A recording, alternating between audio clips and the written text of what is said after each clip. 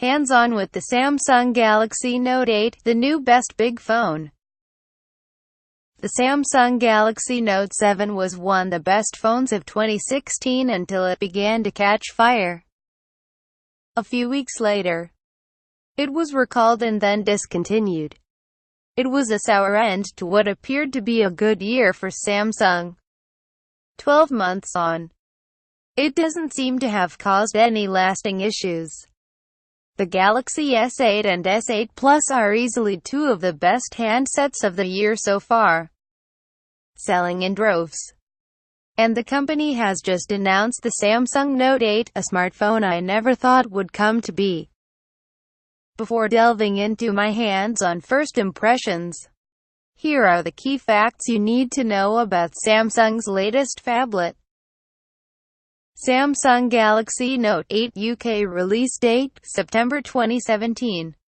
Like all recent Samsung phones, the Note 8 is a gorgeous slab of curved metal and glass.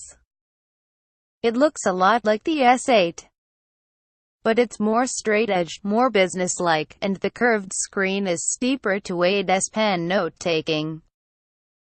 The Infinity display is even bigger at 6.3 inches. And it continues to make bezel-heavy devices feel old-fashioned by comparison. Note 8 design and screen. If you found the S8 Plus too big, you'll struggle here. The Note 8 is slightly larger on all fronts and difficult to use with one hand. The iPhone 7 Plus, which remains a bizarrely large phone for its screen size, is one of the only other recent phones to come close to matching the Note 8 in size. The QHD Plus AMOLED display is stunning, but that's no surprise. The colors suck you in and perfect blacks make it ideal for Netflix and YouTube viewing and scrolling through pictures. The slightly odd 18:5:9 aspect ratio is strange at first, but you can stretch videos and apps to fit it so it doesn't detract from anything. Like the S8, the Note 8 is HDR certified by the 4K Alliance, but the actual amount of HDR content around is still slim. There are a few design differences between the Note 8 and its S8 siblings. The biggest is the addition of the S Pen stylus, which is tucked away next to the USB Type-C port on the phone's bottom. Even though this adds a for water to get in, the Note 8 has the same level of IP68 water resistance as the S8. Samsung told me the S Pen is more sensitive than previous versions, and its combination with the Note 8 will be ideal for artists looking for a mobile sketch station. However, in my opinion, the Note 8's giant screen will still prove too small. Some people may still want it for note-taking, but in all honesty, the S Pen has always felt like an antiquated accessory that I've never used beyond the initial week. I'm not sure it will be any different this time. My only issue with the Note's design is the rear-facing fingerprint scanner's position next to the camera module, which on a phone of this size makes it very hard to reach. Galaxy Note 8 camera. The other big change is on the rear of the device. Samsung has jumped on the dual-camera bandwagon, popping a 12-megapixel telephoto sensor next to the already excellent wider-angle 12-megapixel sensor from the Galaxy S8. Importantly, both these sensors feature optical image stabilization (OIS). So even if you use the 2x optical zoom, your snaps should be blur-free. The main issue with the secondary sensor on the iPhone 7 Plus is that it lacks OIS, and so it struggles if you're not stock still. I'm not the biggest fan of dual-sensor cameras, and none of the phones with the best cameras have them. But it does seem like Samsung is on the right track. You can quickly jump to 2x zoom in the camera app, and from there access a live focus mode for achieving that blurry background bokeh effect.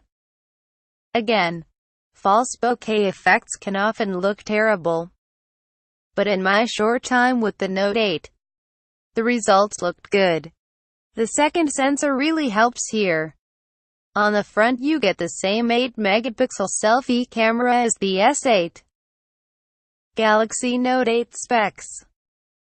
Internal specs have always been pulled from the top drawer for the Note series, and that remains true here. There's 6 GB of RAM, either an Exynos 8895 or Snapdragon 835 CPU, and 64 GB of storage, plus a slot for a microSD card. Expect US owners to get the Snapdragon version while the UK and rest of the world the Exynos one. Time will tell whether the device is as fast as the specs suggest. But Samsung's software has been gradually and constantly improving, so we have high hopes. The Android 7.1 software is all but identical to that included with the Galaxy S8. And that's no bad thing. Samsung has done a great job of making use of that big screen. Split-screen apps are useful with the extra space, and the UI makes it easier to swipe around with just one hand. Predictably, the majority of the extra software tweaks added for the Note 8 revolve around the S Pen. Screen off memo remains my favorite, letting you pop out the S Pen with the screen off and start jotting down notes on the black display. You can also live translate words simply by dragging over the stylus, which works as advertised during my demo. The only potential issue with the Note 8's specs will be its slightly small battery. The 3300 mAh cell offers less capacity than that of the Galaxy S8 Plus and leaves me concerned about the phablet's stamina. I can barely get through a full day of hard usage on the S8 Plus. And considering the Note 8 has an even bigger screen and more RAM, it could be a struggle. At least there's both wireless and fast charging on board, and fingers crossed that there won't be any exploding Galaxy Note issues this time around. First impressions. In the past, the Note series has always offered a huge step forward over the regular S line of devices. But that doesn't appear to be the case anymore. In fact, the Note 8 doesn't really offer much over the S8 and S8 Plus at all. That's not to say the Note 8 isn't an exciting phone, because it is.